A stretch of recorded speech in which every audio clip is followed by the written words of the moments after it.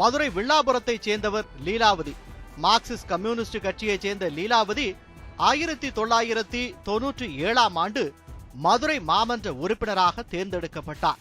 உள்ளாட்சி அமைப்புகளில் பெண்களுக்கு 33% இடஒதுக்கீடு அளிக்கப்பட்டு அதன்படி பொறுப்புக்கு வந்த பெண் உறுப்பினர்களில் லீலாவதியும் ஒருவர்.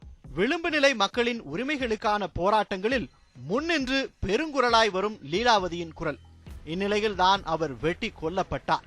மதுரையில் பட்ட பகலில் நடுநடுங்க வைத்த லீலாவதி படுகொலை தமிழகத்தில் பெரும் அதிர்வலைகளை ஏற்படுத்தியது.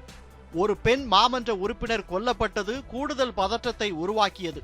இனி அரசியலுக்கு வரும் பெண்களுக்கு பெரும் அச்சத்தை ஏற்படுத்தும் என்றும், அப்படி இருந்தால் பெண்கள் அதிகாரத்திற்கு வர தயங்குவார்கள் என்ற விவாதமும் எழுந்தது.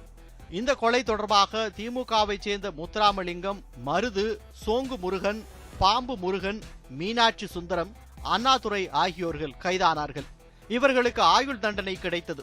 இதில் முத்துராமலிங்கம் இறந்து விட்டார். பாம்பு முருகன் விடுதலையாகிவிட்டார்.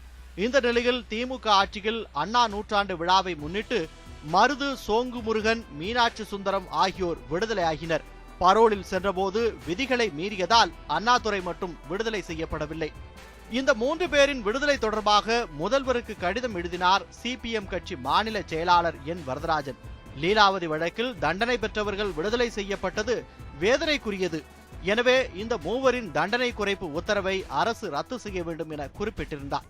இது தொடர்பான கேள்வி ஒன்றுக்கு பதிலளித்த அன்றைய முதல்வர் கருணாநிதி, லீலாவதி கொலை வழக்கு விசாரணையில் மார்க்சிஸ்ட் கம்யூனிஸ்ட் கட்சி யாரை வழக்கறிஞராக நியமிக்க வேண்டும் என்று கூறியதோ அவரையே அரசு நியமித்தது. அந்த வகையில் தன் கட்சியினர் தண்டிக்கப்பட திமுக அரசு காரணமாக இருந்தது.